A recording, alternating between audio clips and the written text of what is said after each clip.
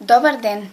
Приех предизвикателството на една позната да стана влогър като Емил Конрад, Цуро и най-известната Атанаска.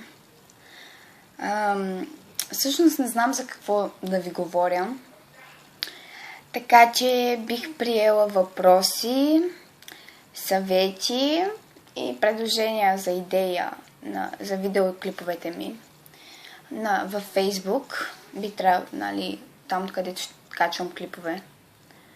Ако ме имате в приятели, да ми задавате въпроси. Приемам всякакви идеи, съвети и така нататък. Не съм от тези хейтери и тем подобни, като Атанаска, която храни Емил Конрад заради Азис, или Сафрона, на който все му се сере, така с извинение го казвам, и оплюва всеки, сякаш той е перфектен, или като Цуро, който говори пълни безсмислици. Не съм пияница като Атанаска, нито толкова заклета фенка на влогърския живот като Емил Конрад.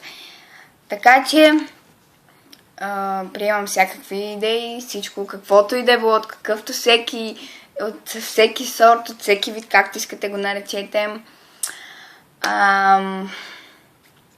Не го правя, за да съм известна, за лайкове и така нататък. Просто за фъна.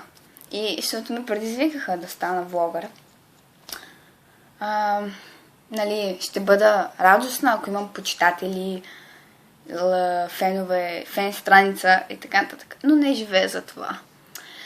Знам, че веднага ще почне да тръгнат хейтерите да хейтват, че съм Атанаска номер 2, примерно. Казвам примерно, не се знае кой какво ще каже.